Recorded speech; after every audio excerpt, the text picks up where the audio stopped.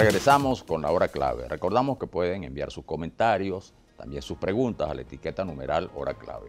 Y le damos la bienvenida a nuestro invitado, el profesor Carlos Maldonado Burgoyne, historiador, crítico de arte y además un conocedor, ¿verdad?, de este tema que tú de sabes, la bandera Manuel, y de la presencia de Francisco de Miranda. Que es muy bueno que podamos volver sobre esto, porque es que siempre la historia de la bandera se echa como un cuento para niños. Y realmente es un cuento que tiene una evolución bien interesante, desde su diseño hasta las diferentes maneras como ondeó y por qué. Y eso nos lo puedes contar. Bien, muchísimas gracias por este espacio que nos dan para los mirandistas, como yo y como unas tantas personas de muchísimo valor en el desarrollo de la investigación en Venezuela.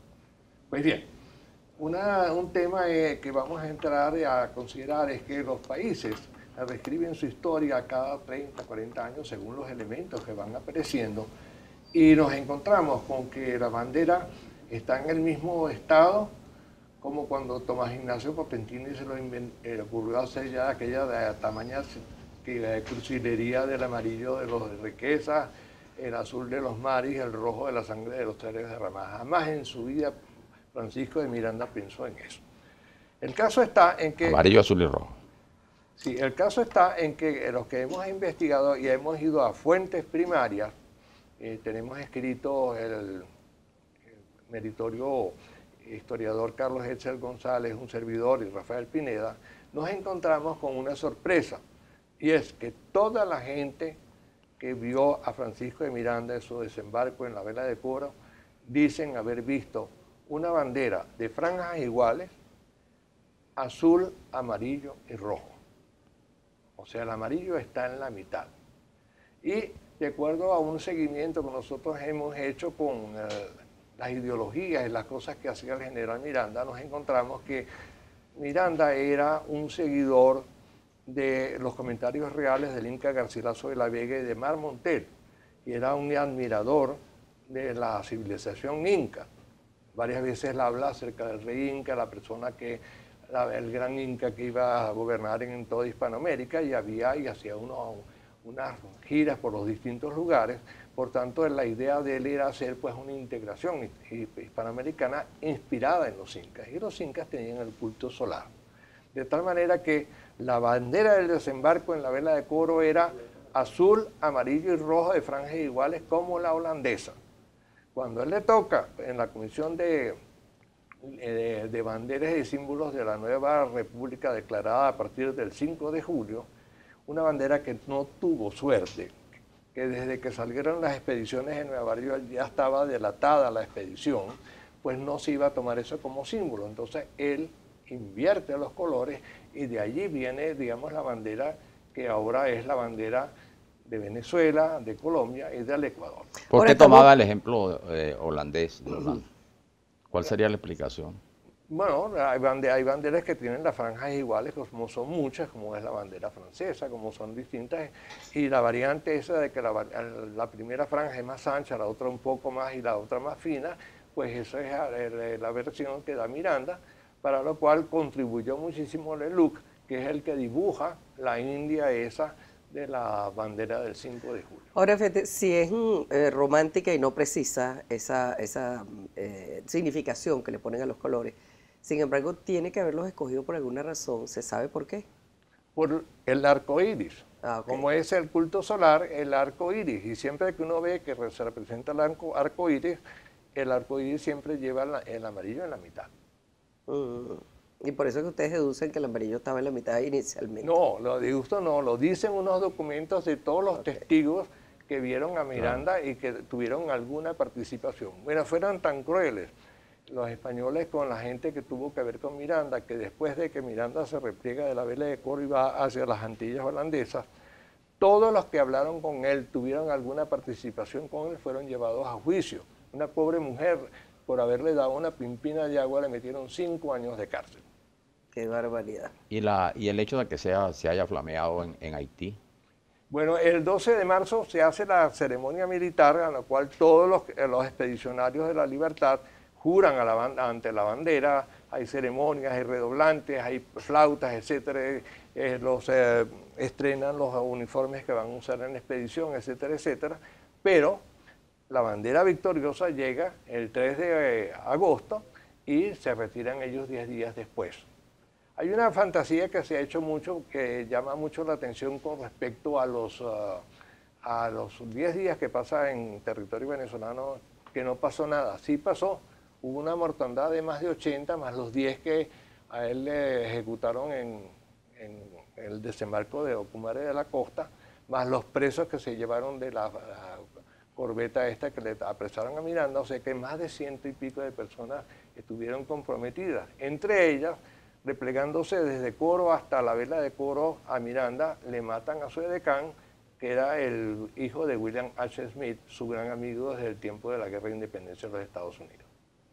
Ahora, de esos momentos, digamos, iniciales hasta hoy, ¿ha sufrido cambios la bandera como tal? Como hay una cantidad de versiones con las estrellas, pero sin embargo, de eso se ha manejado de una manera poco investigada y un tanto oportunista. Ajá. El punto de vista es que la bandera de Venezuela debería llevar 10 estrellas. ¿Por qué razón?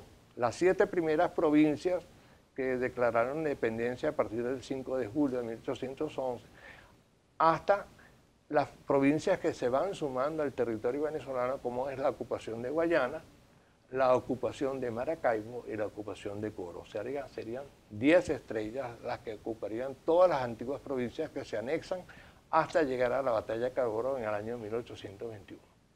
¿Y cómo llegamos a las 7? Las 7 son las primeras que declararon independencia en julio. Después se suman, pero ¿cómo llegamos otra vez? Porque si debían haber sido 10, de repente volvimos a las 7. No, le agregaron una más que era con lo de Guayana. Como bueno, eso es ahora. Sí, como si fuera un premio. No, deberían ser 10 estrellas. ¿Que serían cuáles? Sí. Las provincias que declararon independencia, más la suma de Guayana, Maracaibo y Coro. Pero pues entonces, si es por eso, vamos a ponerle tantas cuantos estados tenga Venezuela. Sí. Bueno, pues, acuérdense que los estados se dividieron después, uno se llamaba Miranda, el otro se llamaba... Hubo varias divisiones político-territoriales, sí, sobre todo en la época de Guzmán Blanco, ¿no? Sobre se todo reprogramó la división político-territorial. Ahora, el culto a la bandera, que por supuesto la celebración que se hace en las escuelas siempre, últimamente cómo se valora después del cambio de fecha, que ya se dio apenas en el 2006, ¿no? Bien, bueno, había una cantidad de profesores, educadores que decían que debería ser siempre el 12 de marzo porque es en el año escolar. En cambio, en el 3 de agosto los muchachos están de vacaciones. Claro. Entonces tiene su cierta lógica. Pero lo que sí es importante es que los símbolos patrios no deben vulgarizarse. Y el uso excesivo de la bandera, de los signos, eso hace una tendencia de banalizar lo que es una cosa realmente que uno debe respetar, ¿no? Bueno, antes de todo eso estaba prohibido. Yo recuerdo que en la época en que yo era escolar, estaba en edad escolar, aquello era de un respeto, yo creo que rayaba ya en el culto, como dice Manuel Felipe. Pero eso hoy en día ya yo creo que no tiene mayor observancia. De un tiempo acá, digamos, la bandera pues ha sido usada por distintos grupos y yo pienso que el uso excesivo de eso, inclusive el uso de la banda presidencial para cualquier ocasión, eso solamente se usa para el 5 de julio y más nada. Y para la entrega de la presidencia o para la recepción de la presidencia. Más nunca se usa la banda presidencial. Sin embargo, eso se ha popularizado de tal manera que, bueno, siempre están desplegadas las banderas, ¿no? Sí. Entonces yo pienso de que hay que meditar un poco y lo hay en franelas y lo hay en chaquetas y la gente se pone... Bueno, pero en Estados Unidos pasa y ahora está pasando cada vez más en países de esta parte del continente, ¿no? Sí, sí. Bueno, modernización, ¿no? Pero ahora, es también como una apelación a la raíz histórica, ¿no? Un poco para estimular, digo, la conciencia nacionalista, patriótica de los pueblos. Claro. Lo que yo sí encuentro es que hablar de General Miranda como si fuera una especie de abuelo cantarín que llegó con la bandera y más nada, ¿no? Es el ideólogo del proceso de emancipación de las tierras americanas, un hombre de un gran contenido, una gran cultura, un hombre universal que tuvo trato con los hombres más importantes de su tiempo. Yo diría, por ejemplo, de Miranda una cosa muy importante y es que es un convidado de la historia. Miranda es estuvo en la Guerra de Independencia de los Estados Unidos, estuvo en la Revolución Francesa, es el iniciador del proceso de independencia de Hispanoamérica y, a su vez, es un testigo crítico de la Revolución Industrial Inglesa. Hay que ver lo que arriesgó Además, en lo personal. un gran pensador, ¿no? Además de, pues, de sus dotes de estratega militar, ¿no? Claro, no tan solo eso, hay que verlo como civilizador. Por ejemplo, llama la atención cuando Miranda ocupa la ciudad de Amberes, que hay dos versiones del medallón de Amberes, el Miranda militar y el Miranda humanista. O sea, ya toda la gente miraba en eso a un hombre que, por ejemplo, ocupa la ciudad de Amberes y obliga a sus tropas a compartir el rancho con la gente porque se estaba muriendo de hambre. O sea, es un hombre un civilizador. No, y Sí, además señor. esa cosa de la libertad, ese testimonio que se le atribuye a Napoleón, ¿no? Cuando llegó a conocerlo, donde habla que en sus ojos se transmitía una fuerza por la libertad. La gente que estamos Queda enamorados... queda un minutico ya. Sí. Bueno, se lo dejamos al profesor, claro. Sí. Quería decir una cosa y es importante, y es que Miranda es un hombre realmente que enriquece y todos los días uno consigue una nueva relación. Pero lo importante es ver que hay gente que nace en un momento y Miranda nació a destiempo. Hamilton le dijo a Miranda, dice, querido Miranda, usted ha nacido demasiado pronto para ver el esplendor del nuevo mundo que pesadamente avanza hacia su total independencia. Maravilla. Pero bueno, lo habrá visto desde allá arriba. Sí.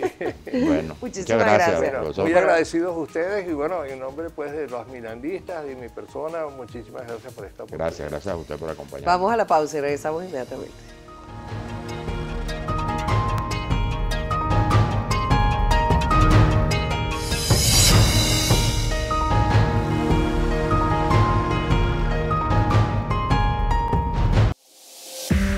Usted está viendo La Hora Clave.